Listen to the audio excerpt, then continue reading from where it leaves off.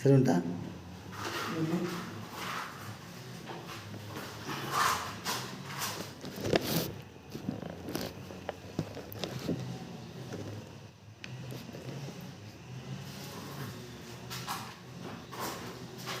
ಮುಂದುವರಿದ ಭಾಗದಲ್ಲಿ ಹೀಗೆ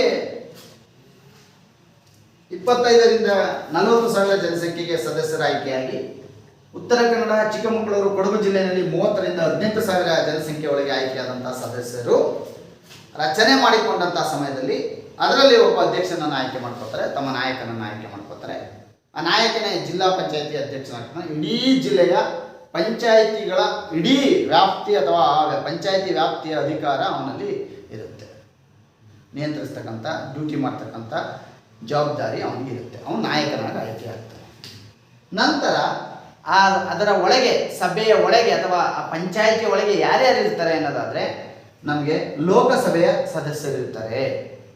MP, ಮೆಂಬರ್ ಆಫ್ ಪಾರ್ಲಿಮೆಂಟನ್ನು ಪ್ರತಿನಿಧಿಸ್ತಕ್ಕಂಥ ವ್ಯಕ್ತಿ ನಮ್ಮ ಜಿಲ್ಲೆಯನ್ನು ಸಹ ಪ್ರತಿನಿಧಿಸ್ತಾರೆ ಜನಪ್ರತಿನಿಧಿಗಳಾಗಿ. ಅವನಿಗೆ ಎಲೆಕ್ಷನ್, ಅವನಿಗೆ ಮತದಾನವನ್ನು ಯಾರು ನೀಡಿರ್ತಾರೆ? ಇಡೀ ನಮ್ಮ ಜಿಲ್ಲೆಯ ಜನರೆಲ್ಲ ನೀಡಿರ್ತಾರೆ.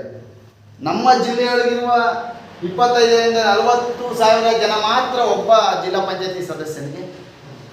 ಹಾಗಾದರೆ ಇಡೀ ಜಿಲ್ಲಾ ಪಂಚಾಯತಿ ಸದಸ್ಯರ ಎಲ್ಲ ಮತದಾರರು ಯಾರಿಗೆ ಮತವನ್ನು ಹಾಕಿರ್ತಾರೆ? ಲೋಕಸಭೆ. ನೋಡಿ, ಆ ಕ್ಷೇತ್ರದ ಲೋಕಸಭೆಯ ಸದಸ್ಯರು ನಮ್ಮ ಜಿಲ್ಲಾ ಪಂಚಾಯತಿ ಒಳಗಡೆ ಇರ್ತಾರೆ. ಒಂದು. ಎರಡನೇದು, ರಾಜ್ಯಸಭಾ ಸದಸ್ಯರು ಹೇಗೆ ರಾಜ್ಯಸಭೆಗೆ ಆಯ್ಕೆಯಾಗಿ ಹೋಗಿದ್ದಾರೆ, ಆ ರಾಜ್ಯಸಭೆಯ ಸದಸ್ಯರು ಸಹ ನಮ್ಮ ಜಿಲ್ಲೆಯ ಜಿಲ್ಲಾ ಪಂಚಾಯತಿನಲ್ಲಿ ಪ್ರತಿನಿಧಿಯಾಗಿರ್ತಾರೆ. ಇನ್ನು ಆ ಜಿಲ್ಲೆಯ ಒಳಗಡೆ ಬರ್ತಕ್ಕಂಥ ಎಲ್ಲ ವಿಧಾನಸಭೆಗೆ ಆಯ್ಕೆಯಾದ ವಿಧಾನಸಭಾ ಅಭ್ಯರ್ಥಿಗಳು, ವಿಧಾನಸಭೆಯ ಸದಸ್ಯರು ನಮ್ಮ ಜಿಲ್ಲಾ ಪಂಚಾಯತಿ ಒಳಗೆ ಇರ್ತಾರೆ. ನೋಡಿ ಎಷ್ಟು ಬ್ಯೂಟಿಫುಲ್ ಆಗಿದೆ. ಎಲ್ಲರನ್ನೂ ಒಳಗೊಂಡು ಜಿಲ್ಲಾ ಪಂಚಾಯತಿ ಆಗಿದೆ. ಇದನ್ನು ರಚನೆ ಅಂತ ಕರಿತೀವಿ, ಸ್ಟ್ರಕ್ಚರ್. ಹೇಗೆ ರಚನೆ ಆಗುತ್ತೆ, ಜಿಲ್ಲಾ ಪಂಚಾಯತಿ ಸಭೆ ಹೇಗೆ ನಡೆಯುತ್ತೆ, ಯಾರ್ಯಾರು ಇರ್ತಾರೆ ಪ್ರಶ್ನೆ ಕೇಳ್ತಾರೆ. ನಮ್ಮ ದುರುದ್ದೇಶ, ನಮ್ಮ ಭಾಳ ದುರದೃಷ್ಟವಶಾತ್ ಯಾವುದೇ MP ಎಂಟ್ರಿ ಆಗೋದಿಲ್ಲ, ಯಾವುದೇ ರಾಜ್ಯಸಭಾ ಸದಸ್ಯರು ಎಂಟ್ರಿ ಆಗೋದಿಲ್ಲ, ಬರೋದಿಲ್ಲ. ಹೌದಾ, ನಡೆಸ್ಕೊಳ್ಳಿ ನೀವು, ನಮ್ದೇನಿಲ್ಲ ಅಂತ. ಏನಾರು ತಲೆನೋವು ಇದ್ದಾಗ ಮಾತ್ರ ಅಲ್ಲಿ ಬರುತ್ತೆ. ವಿಧಾನಸಭೆ ಇವರು ಇರ್ತಾರೆ ಯಾವಾಗಲೂ ಬಿಡಿ. ವಿಧಾನ ಪರಿಷತ್ನವರು ಸಹ ಬರೋದಿಲ್ಲ. ಈ ವಿಧಾನಸಭೆ ಸದಸ್ಯರು ಪ್ರತಿ ಜಿಲ್ಲಾ ಪಂಚಾಯತಿ ಒಳಗೆ ತಮ್ಮ ಪ್ರಾತಿನಿಧ್ಯವನ್ನು ನೀಡುತ್ತಾರೆ. ಉದಾಹರಣೆಗೆ ಕೊಡಗು ಜಿಲ್ಲೆ ಇದೆ. ಈ ಜಿಲ್ಲಾ ಪಂಚಾಯತಿಯಲ್ಲಿ ರಚನೆ ಒಳಗೆ ನಮ್ಮ ಜಿಲ್ಲೆಯಲ್ಲಿ ಬರುವಂಥ ಎರಡು ವಿಧಾನಸಭಾ ಕ್ಷೇತ್ರಗಳಿದ್ದಾವೆ. ಈ 2 ವಿಧಾನಸಭಾ ಕ್ಷೇತ್ರದ ಅಭ್ಯರ್ಥಿಗಳು ಪ್ರತಿನಿಧಿಸಬೇಕು. ಹಾಗೆ ವಿಧಾನ ಪರಿಷತ್ತಿನ ಸದಸ್ಯರು ಸಹ ಅದರೊಳಗಿರ್ತಾರೆ. ನೋಡಿ ಎಷ್ಟು ಚೆನ್ನಾಗಿ. ಮತ್ತು ಇನ್ನೇನು, ಈ ಒಂದು ರಚನೆಯ ಒಳಗೆ ಕೇವಲ ZP ಮೆಂಬರ್ಸ್ ಅಷ್ಟೇ ಅಲ್ಲ, ಜಿಲ್ಲಾ ಪಂಚಾಯತ್ ಸದಸ್ಯರು ಅಷ್ಟೇ ಅಲ್ಲ, ಜಿಲ್ಲಾ ಪಂಚಾಯತ್ ಅಧ್ಯಕ್ಷ ಅಷ್ಟೇ ಅಲ್ಲ, 5 ಸ್ಥಾಯಿ ಸಮಿತಿಯವರು ಅಷ್ಟೇ ಅಲ್ಲ, ಲೋಕಸಭೆಯ ಸದಸ್ಯರು ಅಷ್ಟೇ ಅಲ್ಲ, ರಾಜ್ಯಸಭಾ ಸದಸ್ಯರು ಅಷ್ಟೇ ಅಲ್ಲ, ವಿಧಾನಸಭೆ ಮತ್ತು ವಿಧಾನ ಪರಿಷತ್ತಿನ ಸದಸ್ಯರು ಅಷ್ಟೇ ಅಲ್ಲ, ಅದರ ಒಳಗಡೆ ನಮ್ಮ ಜಿಲ್ಲೆಯಲ್ಲಿ ಬರುವ ಎಷ್ಟು ತಾಲೂಕುಗಳಿವೆ ಅಷ್ಟು ತಾಲೂಕುಗಳ ತಾಲೂಕು ಪಂಚಾಯಿತಿಯ ಎಲ್ಲ ಅಧ್ಯಕ್ಷರು ಅದರೊಳಗಡೆ ಪ್ರತಿನಿಧಿಗಳಾಗಿರ್ತಾರೆ. ನೋಡಿ ಎಷ್ಟು ಚೆನ್ನಾಗಿ. ಪ್ರಶ್ನೆಗಳು ಹಿಂಗೆ ಕೇಳ್ತಾನೆ ಅಲ್ಲಿ, ಬಹಳ ಚೆನ್ನಾಗಿ. ಇದರಲ್ಲಿ ಯಾರು ಇರೋದಿಲ್ಲ? 1 ಲೋಕಸಭಾ ಸದಸ್ಯರು, 2 ರಾಜ್ಯಸಭಾ ಸದಸ್ಯರು, 3 ತಾಲೂಕ್ ಪಂಚಾಯತಿ ಸದಸ್ಯರು, 4 ಮೇಲಿನ ಎಲ್ಲರೂ.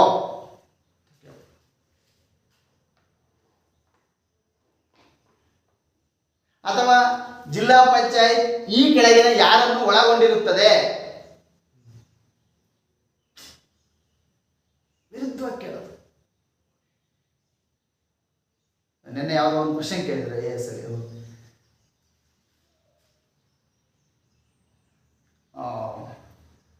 ವಾಸ್ಕೋಡಿಗಾಮ ಮತ್ತು ವಾಸ್ಕೋಡಿಗಾಮ ಇಲ್ಲಿವರೆಗೂ ಬರ್ತಾನೆ, ಅಲ್ಲಿ ಕಲ್ಲಿಕೋಟೆನಲ್ಲಿ ಬಂದಿಳಿತಾನೆ. ಆ ಕಲ್ಲಿಕೋಟೆಯಿಂದ ಗುಜರಾತ್ಗೆ ಹೋಗ್ತಾನೆ. ಅಲ್ಲಿಗೆ ಯಾರೋ ಒಬ್ಬ ದಾರಿ ತೋರಿಸ್ತಾನೆ. ಈ ದಾರಿ ತೋರಿಸಿದವರು ಯಾರು ಅಂತ ಅದರಲ್ಲಿ 3 ಜನ ಅಧಿಕಾರಿಗಳು ಕೊಟ್ಟಿದ್ದಾನೆ. ಆಲ್ ಬುಕರ್ಕ್ ಅವನು ಆಡಳಿತ ಮಾಡಪ್ಪ. ಈ 3 ಜನ ಅಧಿಕಾರಿಗಳು ಕೊಟ್ಟು ಒಬ್ಬ ತೋರಿಸ್ತಂತವನು ಕೊಟ್ಟೆ, ಯಾರೋ ಮೊಹಮ್ಮದ್ ಅಂತೇಳಿ ಒಬ್ಬ ಅಲ್ಲಿ ಮುಸ್ಲಿಂ ನಾವಿಕ ಅವನಿಗೆ ದಾರಿಯನ್ನು ತೋರಿಸ್ತಾರೆ. ಹಿಂಗೆ ಹೋದರೆ ಇದು ನಮ್ಮದೇ ಏರಿಯಾ, ಹಿಂಗೆ ಹೋದರೆ ಹೋಗ್ಬೋದು. ಸೊ ಎಷ್ಟು ಸಣ್ಣ ಪ್ರಶ್ನೆ, ಅದು ನಮ್ಮ ಟೆಕ್ಸ್ಟ್ ಬುಕ್ಕಲ್ಲಿದೆ ಅಷ್ಟೇ, NCERT ಈ ಥರ ಇದೆ ಅಷ್ಟೇ. ನಮಗೆಲ್ಲ ಏನು, ಕೊಲಂಬಸ್ ಮತ್ತು ವಾಸ್ಕೋಡಿಗಾಮ ಯಾರು, ಒಬ್ಬ ಅಮೇರಿಕಾ ಕಂಡಿಡ್ದ, ಒಬ್ಬ ಇಂಡಿಯಾ ಕಂಡಿಡ್ದ, ಇಷ್ಟೇ ನಮ್ಗೆ ಗೊತ್ತು. ಸಣ್ಣ ಸಣ್ಣ ವಿಚಾರಗಳನ್ನು ಕೇಳ್ತಕ್ಕಂಥ. ಇಲ್ಲಿ ಹಾಗೇನೆ ತಿಳ್ಕೊಂಡಿರ್ತೀವಿ ನಾವು, ಅದರೊಳಗೆ ಪರೀಕ್ಷೆ ಮಾಡ್ತಾರೆ. ಸೊ ಹಾಗಾಗಿ ಇದು ಭಾಳ ಇಂಪಾರ್ಟೆಂಟ್. ಈ ತಾಲೂಕು ಪಂಚಾಯತಿ ಅಧ್ಯಕ್ಷರು ಸಹ ಅದರೊಳಗೆ ಪ್ರತಿನಿಧಿಗಳಾಗಿ ಇರ್ತಾರೆ. ಅವ್ರು ಯಾರೇ ಆಗಿರ್ಬೋದು. ಮತ್ತೆ ಇನ್ನೇನಿರುತ್ತೆ, ಇದರೊಳಗೆ ಮೀಸಲಾತಿ ಇರುತ್ತೆ. ಇದು ಎಲ್ಲ ಕ್ಷೇತ್ರದಲ್ಲೂ ಬರುತ್ತೆ ಮೀಸಲಾತಿ. ಆದರೆ ಇಲ್ಲಿ ಸ್ವಲ್ಪ ಬದಲಾವಣೆ ಏನಪ್ಪಾ ಅಂದರೆ, ಇಲ್ಲಿ ಇತರೆ ಕ್ಷೇತ್ರಗಳಿಗೆ ಹೋಲಿಸಿದರೆ 50% ಮೀಸಲಾತಿ. ನೋಡಿ ಹೇಗಿದೆ. ಯಾರಿಗೆ? ಮಹಿಳೆಯರಿಗೆ. 100 ಸೀಟ್ ಇದ್ರೆ ಇದನ್ನ 50% ಮಹಿಳೆಯರಿಗೆ ಎತ್ತಿಟ್ಟು ಬಿಡ್ಬೇಕು. ಅದರಲ್ಲಿ ಮತ್ತಿನ್ನು GM ಮತ್ತೆ ಆ GM ಅಲ್ಲಿ ಇನ್ನು GM ಆದಮೇಲೆ ಸಾಮಾನ್ಯ ವರ್ಗ ಏನಿದೆ, ಸಾಮಾನ್ಯ ವರ್ಗಕ್ಕೆ GMಗೆ ನಾವು 50% ಕೊಡ್ತೇವೆ. ಇನ್ನು ಉಳಿಗಡೆ ಇರ್ತಕ್ಕಂಥ 50% ಏನಿದೆ ಅದರಲ್ಲಿ SC ಮತ್ತೆ ST ಮತ್ತೆ ಮಹಿಳೆಯರಿಗೆ 50%. ಮಹಿಳೆಯರಿಗೆ 50% ಕೊಡುವಂತಹ ಸಾಧ್ಯತೆಗಳಿದ್ದಾಗ ಏನಾಗುತ್ತೆ ಅಂದರೆ, ಕೆಲವು ಕ್ಷೇತ್ರಗಳಿಗೆ ಹೊಡ್ತಾ ಬಿಡುತ್ತೆ. ಹೇಗೆ ಹೊಡ್ತಾ ಬಿಡುತ್ತೆ?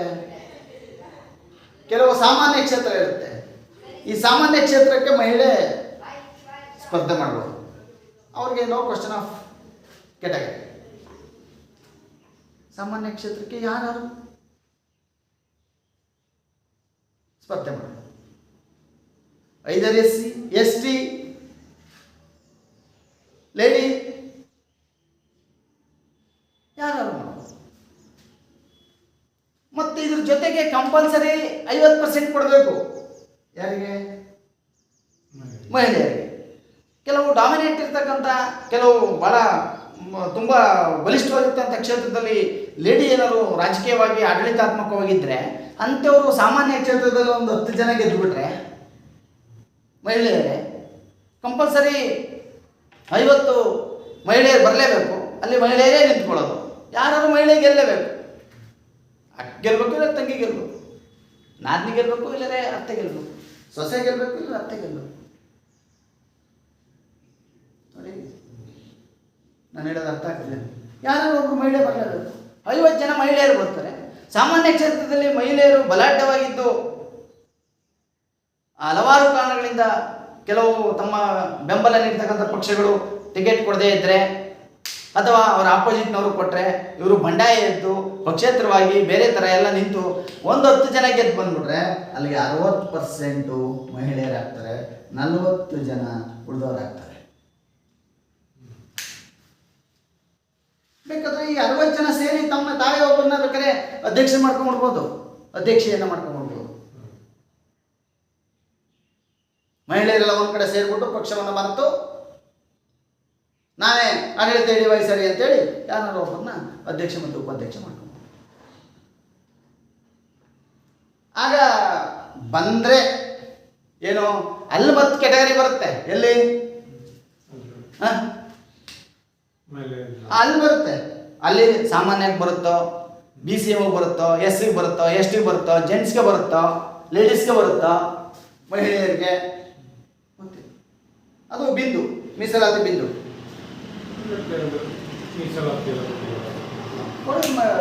ಅಧಿಕಾರ ಕೊಡಬೇಕಲ್ಲ ಮಹಿಳೆಯರಿಗೆ. ನೀವು ಮನೆಯಲ್ಲೇ ಮಹಿಳೆಯನ್ನು ಉಳಿಸಿ ಅಡುಗೆಗೆ ಮಾತ್ರ ಸೀಮಿತ ಮಾಡಿಬಿಟ್ಟಿದ್ದೀರಲ್ಲ. ಹಾಗಾಗಿ ಮಹಿಳೆ ಈ ದೇಶದ ಪ್ರಗತಿಯಲ್ಲಿ, ಆಡಳಿತದಲ್ಲಿ, ಆರ್ಥಿಕತೆಯಲ್ಲಿ, ರಾಜಕೀಯದಲ್ಲಿ ಭಾಗಿಯಾಗಬೇಕು. ಸಾಮಾಜಿಕವಾಗಿ ಅವಳಿಗೆ ಸ್ಥಾನಮಾನ ದೊರೆಯಬೇಕು. ಆರ್ಥಿಕವಾಗಿ ಸ್ವಾವಲಂಬನೆಯನ್ನು ಹೊಂದಬೇಕು. ಈ ದೇಶದ ಎಲ್ಲ ಕ್ಷೇತ್ರದಲ್ಲಿ ಪ್ರಗತಿಯನ್ನು ಸಾಧಿಸಬೇಕು. ಆಗ ದೇಶದ ಪ್ರಗತಿ ಸಾಧ್ಯ. ಆ ಕಾರಣಕ್ಕೋಸ್ಕರ ಮಹಿಳೆಯರಿಗೆ ಅಧಿಕಾರವನ್ನು ಕೊಡಬೇಕು. ಮಹಿಳಾ ಮೀಸಲಾತಿ ಜಾರಿ ಬಂದಿದೆ. ಈಗ ಅವರು ಉದ್ಯೋಗದಲ್ಲೂ 50% ಕೇಳ್ತಾ ಇದ್ದಾರೆ. ಈಗ ನಾವು ಉದ್ಯೋಗದಲ್ಲಿ 33% ಕೊಟ್ಟಿದ್ದೀವಿ.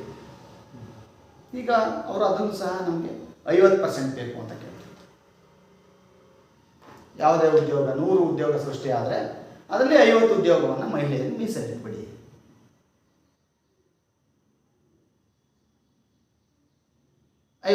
ಅಷ್ಟು ಕೊಟ್ಬಿಡಿ ಅಂತ ಏನಿಯೋ ಅಂದರೆ ನಾವು ಸಮಾನತೆ ಕಾನ್ಸೆಪ್ಟ್ ಇದೆಯಲ್ಲ ನಮಗೆ. ಪ್ರಜಾಪ್ರಭುತ್ವದ ಏನು ನಮ್ಮ ದೂರದೃಷ್ಟಿ, ಬಹಳ ಅತ್ಯಂತ ಮುಖ್ಯವಾದಂಥ 3 ಮೌಲ್ಯಗಳು. ಒಂದು, ಸ್ವಾತಂತ್ರ್ಯ, ನಾವು ಫ್ರೀಡಮ್ ಆಗಿರೋ ಸ್ವತಂತ್ರರಾಗಿರೋ ಸ್ವಾತಂತ್ರ್ಯ. 2, ಸಮಾನತೆ, ನಮಗೆ ಈಕ್ವಾಲಿಟಿ.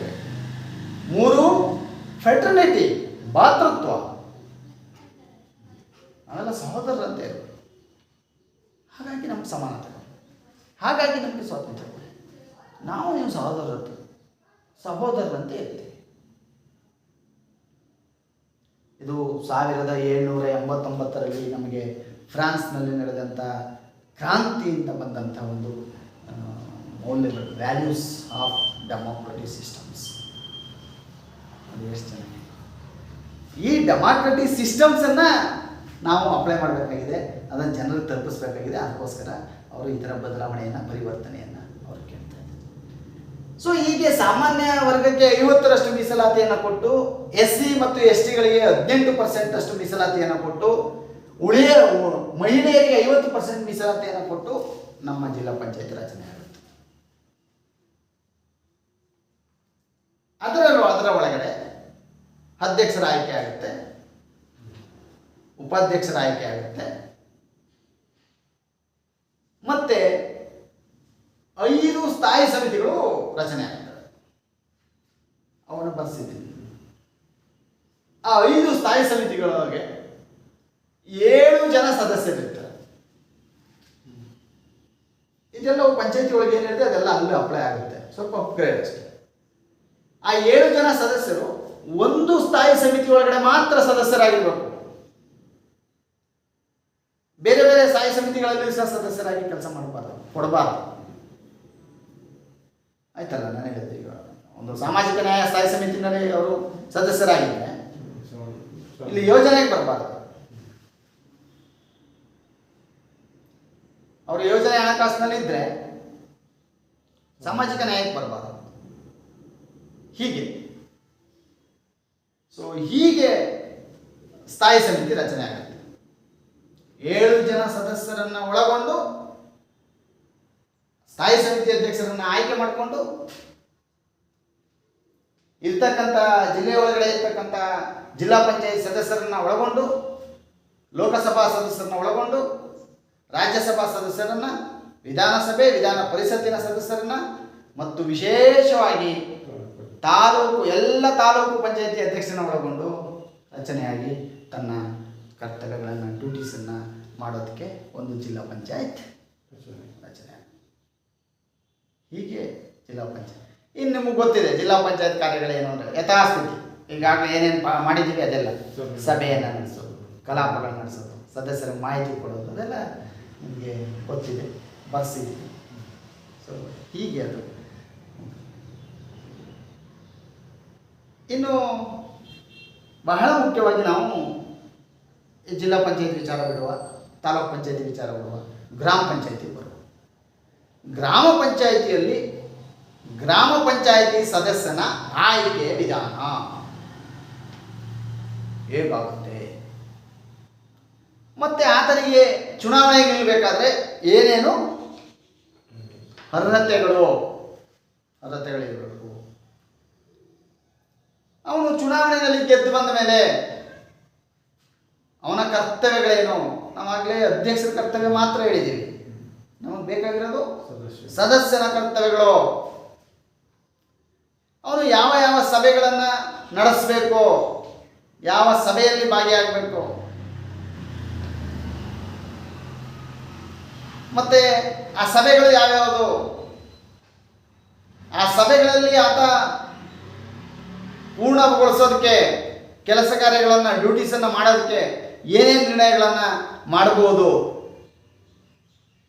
ಇಂಥ ಜವಾಬ್ದಾರಿಗಳನ್ನು ನಾವು ನಾಳೆ ತರಗತಿಗೆ ಒಬ್ಬ ಪಂಚಾಯಿತಿ ಸದಸ್ಯನ ಆಯ್ಕೆ, ಆತನ ಸಭೆಗಳು, ಆತನ ಕರ್ತವ್ಯಗಳು ಏನು ಅಂತ ನೋಡೋದು. ಸೊ ಇಷ್ಟು ಎಲ್ಲ ಸಣ್ಣ ಸಣ್ಣ ವಿಷಯಗಳನ್ನು ಪಂಚಾಯಿತಿ ಒಳಗೆ ಒಂದು 100 ಮಾರ್ಕ್ಸ್ ಇದೆ ನಿಮಗೆ.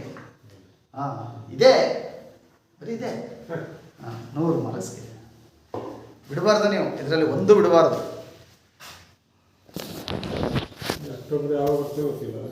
ಡೇಟ್ ಫಿಕ್ಸ್ ಆಗಿಲ್ಲ ಅಲ್ಲ? ಇಲ್ಲ.